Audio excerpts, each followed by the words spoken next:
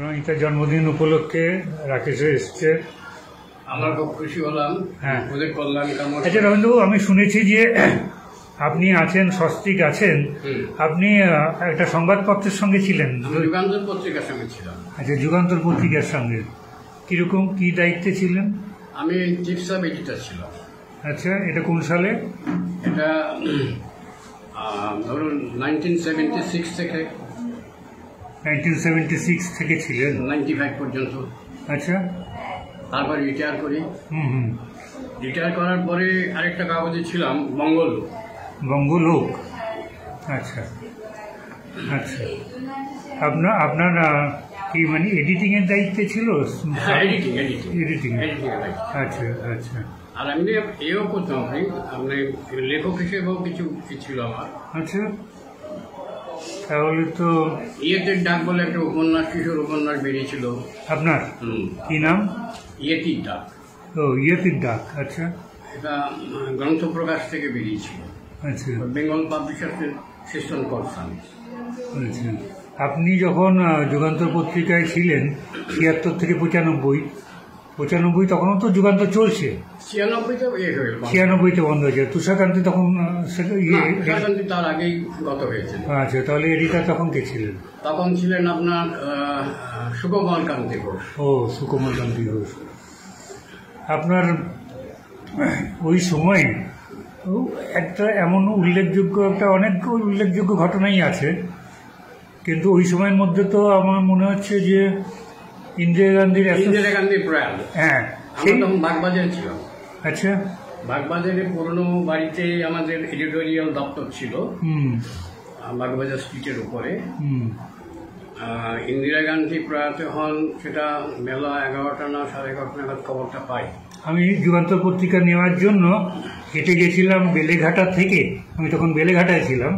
বেলেঘাটা থেকে আপনার বাগবাজার পর্যন্ত গেছিলাম হেঁটে, আমরা দুজন হেঁটে। ওই তখন কোলাপসেবল গেটের তলা দিয়ে ওই মানে ছুঁড়ে ছুঁড়ে এরকমভাবে দিচ্ছিল ওই বুলেটিনটা, টেলিগ্রামটা। সেই টেলিগ্রামটা কত পয়সায় কিনেছিলাম আমার মনে নেই, হয়তো 8 আনা 1 টাকা এরকম একটা কিছু হবে। সেইটা নিয়ে তারপর আমরা চলে আসলাম ওখান থেকে নিউ ব্যারাকপুর, হেঁটে আসলাম। এবার হেঁটে, কারণ কোনো ইয়ে নেই তো, কোনো ভেহিকেল নেই, কোনো নেই, সব কাতারে কাতারে মানুষ আসছে। এবার আপনি বলুন আপনার অভিজ্ঞতাটা সেই দিন। এবং ইনসিডেন্টালি আমি দুপুরে ডিপ শিফটে ছিলাম। বেলা 11টা না 11:30 খবরটা বোধ হয় ঠিক ওই সময় আসে, এবং ওইখানে আমি লিখছিলাম খবরটা। হ্যাঁ, আমি সংবাদপত্রের ডেস্কে ছিলাম তখন। আচ্ছা, তখন আমি টেলিপ্রিন্টারে খবরটা দেখে সঙ্গে সঙ্গে নিউজ এডিটরকে ফোন করে বলে যে এটা খুব ডিটেলসে কভার করো। তিনি বললেন, আমি কভার করতে আরম্ভ করলাম। রাজীব গান্ধী তখন কলেজগুন্ডাতে নেমেছেন। আচ্ছা, সাংবাদিকরা রাজীব গান্ধীর সঙ্গে কথা বলছিলেন। রাজীব গান্ধী তখন বিশ্বাস করেননি, বলেন নো আই ডোন্ট বিলিভ।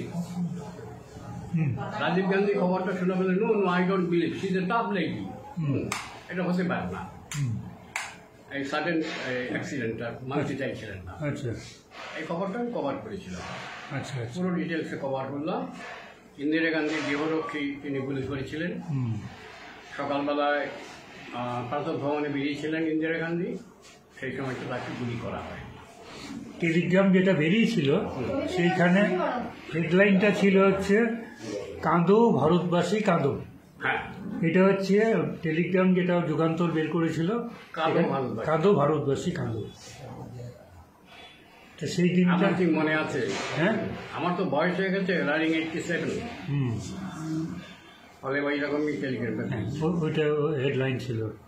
এবং কাতারে কাতারে মানুষ যুগান্তরের যে গেট, মূল গেট, সেই গেটের তলা পুরো খুলতে পারছে না, তলা দিয়ে ওই টেলিগ্রামের ওইগুলো একটুখানি ফাঁক করে। আচ্ছা, এইটা সেই দিন আপনি অন ডিউটি ছিলেন? আমি অন ডিউটি ছিলাম, আমি ডেস্কে ছিলাম, আমি সেই নিউজ কভার করছিলাম। আচ্ছা, টেলিগ্রামের পরপর খবরগুলো আসছে, সেগুলো আমি সঙ্গে সঙ্গে বাংলায় কনভার্ট করে দিচ্ছি। আচ্ছা আচ্ছা, এটাও মনে আছে। 1976 থেকে 1995 সাল পর্যন্ত আপনি 1976 থেকে 1995 পর্যন্ত ছিলেন। ছিলাম আমি। আমি যুগান্তরের সাবস্ক্রাইবার ছিলাম, যুগান্তর আর অমৃতবাজার পত্রিকা, যেহেতু অমৃতবাজার পত্রিকায় টিচার্সের একই হাউসের কাগজ, হ্যাঁ একই হাউসের কাগজ, অমৃতবাজার, যুগান্তর এবং অমৃত সাপ্তাহিক। অমৃত। যাক, ভালো লাগলো এটা শুনে, ঠিক, অনেক অনেক ধন্যবাদ। আপনি তবু আপনার মেমোরি থেকে যেটুকু বলতে পারলেন, কিন্তু যে মূল যে বুলেটিনটা, যে টেলিগ্রামটা বেরোলো ইন্দিরা গান্ধীর মৃত্যু উপলক্ষে, সেইটাই আপনার কন্ট্রিবিউশন ছিল না? আমার মনে হয় ডেইলিতে ছিল নাকি? না না না, ওখান থেকেই আপনার যে আমি যেটা লিখলাম তার থেকে অংশ বিশেষ নিয়ে ওখান থেকে আবার কিছু যোগ করা হয় আর কি। আচ্ছা আচ্ছা, রিপোর্টারদের কিছু কপি ওখান থেকে অ্যাড করে দেওয়া হয়, ফাইনালি আমরা এডিট করে দিই। মানে রাজীব গান্ধীর যে বক্তব্যটা, সেটাও বোধ হয় এর মধ্যে ঢুকে। রাজীব গান্ধী বলে no no no, it's impossible, I don't believe, she is the top lady. আচ্ছা, অনেক ধন্যবাদ রবীন্দ্রবাবু, আপনাকে অসংখ্য ধন্যবাদ। ভালো, আপনি একটি সংবাদপত্রের সঙ্গে যুক্ত রয়েছেন। অনেক